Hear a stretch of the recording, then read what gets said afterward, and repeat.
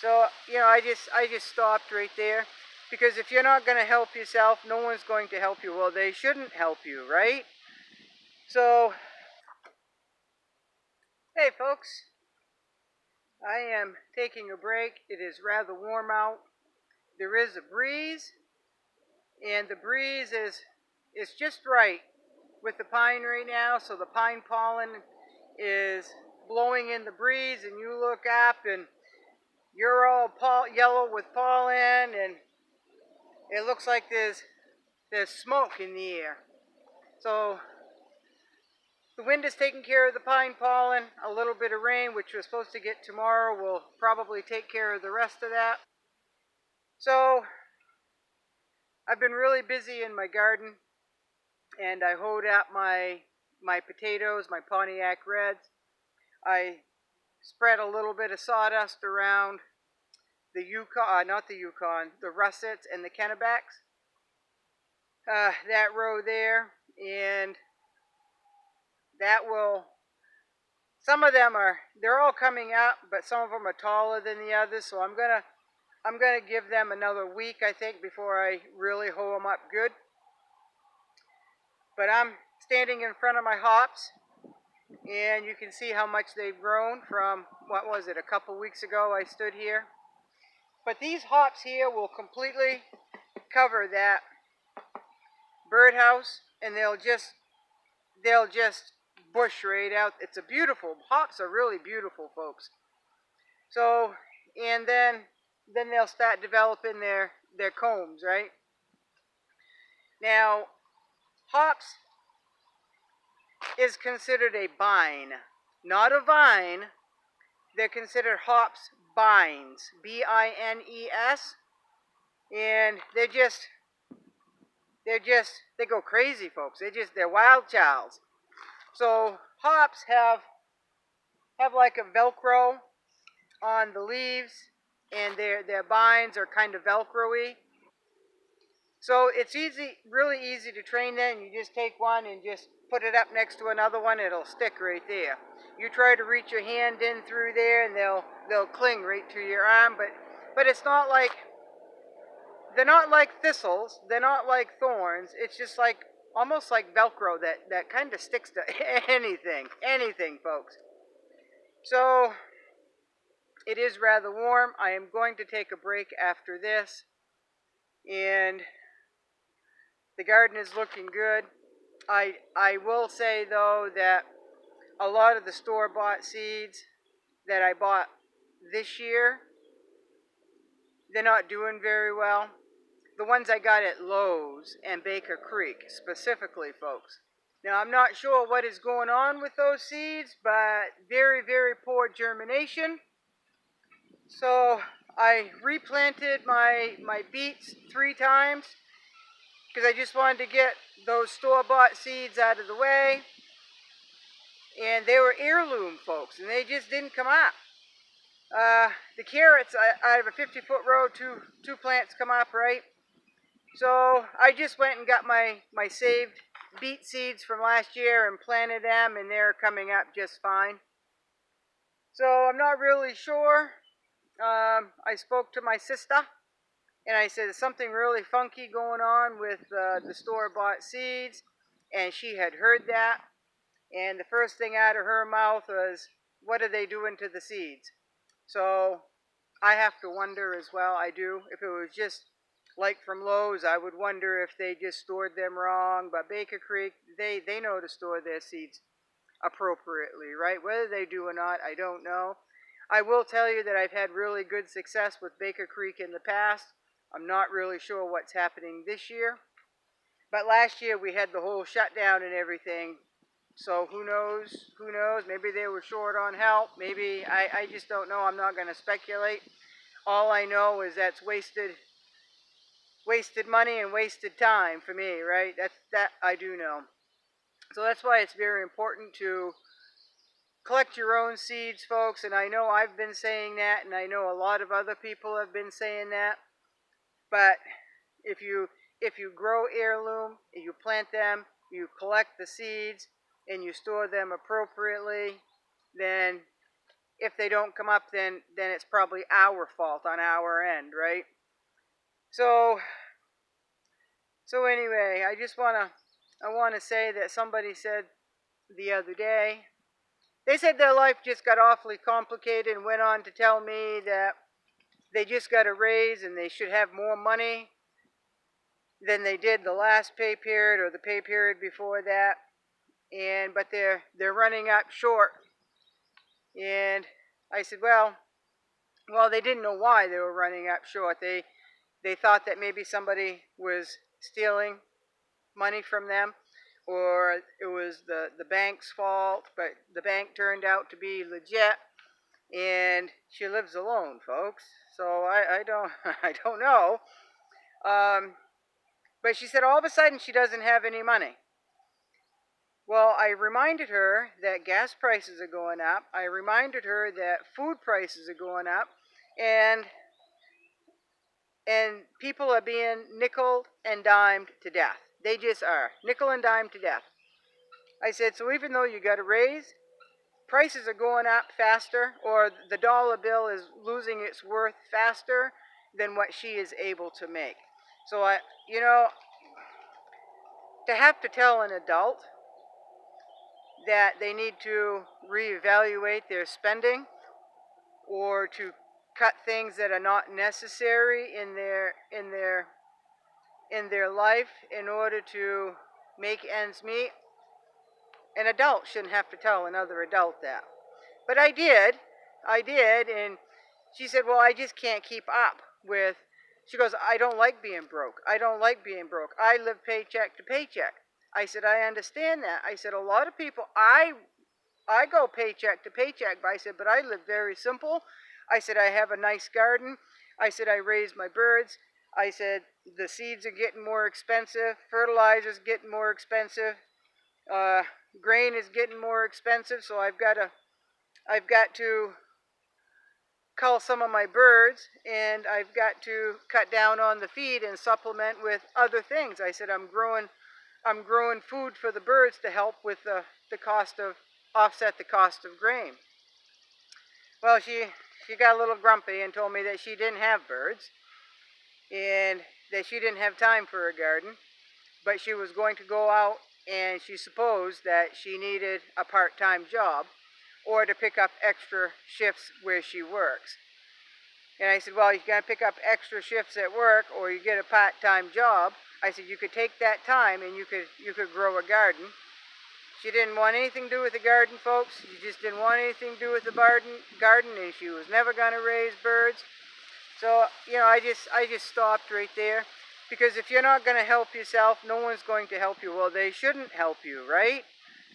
So, yeah, right out of the blue. She said, right out of the blue, just overnight. Well, it wasn't overnight, folks. It has been coming. But again, it's been that long, slow boil, right? Well, eventually you're going to get to a point where you are going to have to make different things happen in your life, whether it's cutting back, priorities, growing a garden, picking up extra shifts, or whatnot. At what point, there will come a time when there is that line that where you had money, then you didn't have money, and you're going behind. So you're gonna have to, is that line, you're gonna have to start making changes. And it's gonna get worse, folks. In my honest opinion, we haven't seen anything yet. It is going to get worse, and I truly believe that. And if you're gonna be scared of the dirt, if you're gonna be scared of the dirt, if you're not gonna like mosquitoes, if you don't want to put the effort into growing a garden, then you're gonna have to buy your food, right? Because our bodies run on food. So that means finding all the deals you can, cutting things out of your life, right? Finding food pantries. And I don't know what's going to happen to food pantries. What happens when they run out of food, right? What happens when they run out of donations? Don't know. I guess that wouldn't be my problem right now, because I've done everything that I can think of to self-sustain a little bit, right? So I just get flustered. I get flustered at people that all of a sudden it just hit them right smack in the face, and then they're all flustered and almost going into crisis mode, right? So people that aren't seeing it or haven't chose to think outside the box or look ahead, I don't know what to say to them anymore. I just don't. So I'm not unless they approach me, and then I'll talk all day, if well, all the time that I have, and I will help them, right? So I don't have all the answers, folks. I don't have all the answers by far, but I've got a brain, and I'd like to use it every once in a while, right? So anyway, it's been a busy day with company. Yesterday was a busy day with company, and everybody found me out in the garden. So my my cultivated strawberries, they've got all kinds of blossoms, all kinds of strawberries sitting on. My peas have started to blossom. Everything looks good right now except for the carrots. And I have decided that I'm just going to redo those rows with, because it's too late for carrots now, so I'm just going to redo those rows with something. Excuse me. So I did make it to the post office, and my box was cram-packed full, and they had a key in there for a bigger box. And I'm going to be honest, I sat there in the parking lot in the sun with my vehicle running, which was wasting gas, because I get a little giddy when I check the mail and there's something in there to open. And I opened them up right there. I did. I turned that air conditioner right on full blast and opened those packages up. And I'm telling you, folks, you have been super kind to me. And I know who sent the bug spray. And I got your bug spray wipes. There's 14 in that package. And the pump spray, more pump spray like I showed you the other day, and some pocket size pump spray. So there's no excuse not to have fly spray in my garden anymore. There's no excuse. So thank you very much. Another lady sent me some really cool seeds, folks. Bean seeds, some lettuce seeds, and just for fun, I was going to buy and try some red noodle seeds. Well, this lovely lady sent me some red noodle seeds, folks. Now, the reason I didn't buy them when I bought my other seeds, because they were sold out. So I just moved on. So when I saw red noodle seeds, I got all excited. And those other beans, I'm really curious to try them, because I like to grow beans here. I like pole beans, I like bush beans, I like shell beans, I like baked beans. I just love beans. And beans are pretty easy to grow. And if you store them right and you collect the seeds, if they're heirloom, you can collect the seeds, and you can have, designate part of a row or 3 or 4 plants, and just designate them to go to seed and collect them, store them right, and you've got your seed for the next year, right? But even if they're not heirloom, you plant them, and you're going to get a bean the next year, right? If you save them, you don't know what you're going to get, but at least they're beans. And I've had some tomatoes that crossed before, and they were super, super, super good tomatoes. I haven't been able to do that again. So I've seen some really good combinations come out of 2 types of plants that cross-pollinated, and they're just good. So food is food. I keep saying that, and I know I do. Popular preparedness.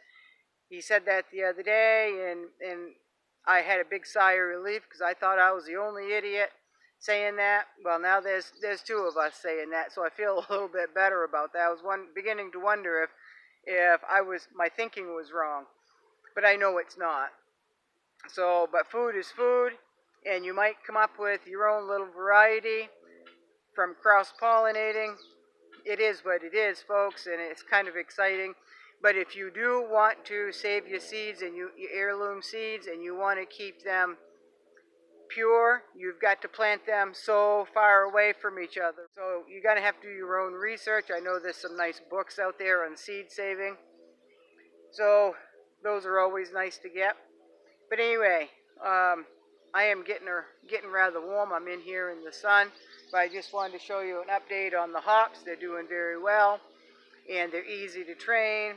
And you can make soda out of the hops blossom, and you can make beer. You can make syrup out of it.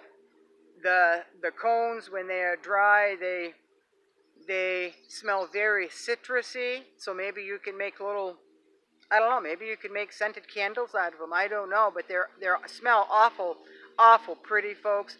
And like I said, it's a strong citrus smell. So, and they just look nice. They just look nice, folks. And like I said before, I get an awful lot of compliments on my hops. So I'm still trying to tidy up the garden. And I've got ants, folks. I've got ants. So I've got to mix some borax and sugar together and put them around where the ants are, right? Now I had a bear in my artichoke patch down on the other side of the house next to the bog. And in between those two patches, I just threw some squash seeds in there. Well, ants moved in and built their nest around the squash. And a bear came through and just with one paw took the ant's nest out and took some of my squash. But I've replanted them. Now, the other day, when I was over by my potatoes, I was talking into the cell phone. I thought I was recording, but apparently I didn't hit the record button.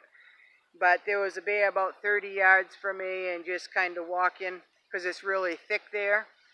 And between me and the bog, it's really, really thick right there. And it was walking, I don't know, it might have come right up my driveway. I don't know, folks. But it kind of moseyed, kind of staying between me and the bog where it's open. So I do have bear. I found fresh tracks in my garden this morning. I found fresh tracks in my garden the other day. And so the bear are coming around. They're not disturbing anything in my garden. They're nothing. But there's an ant nest over here that I put borax on with the sugar mix. So I'm not really sure.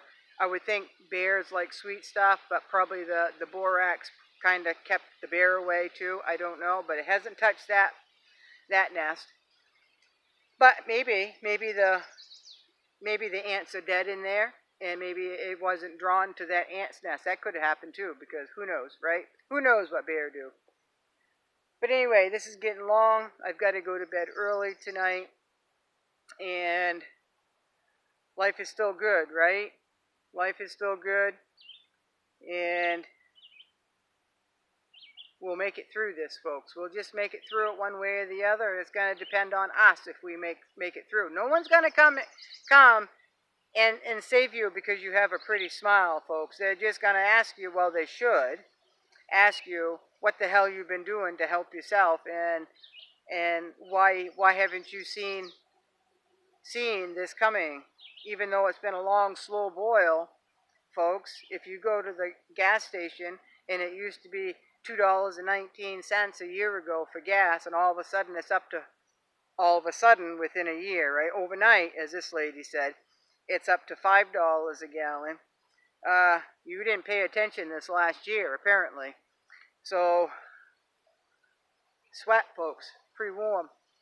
So it is 80, I think Utah, my company that just left, I think she said that it was 85 in the sun, but you can feel the humidity coming in because we're supposed to get rain. So it is rather humid here. Anyway, I am rambling again, so I am just going to say thank you for watching. Come back, and the next time I'll be over by my mullein plant, and I'll show you how tall that got. Thank you.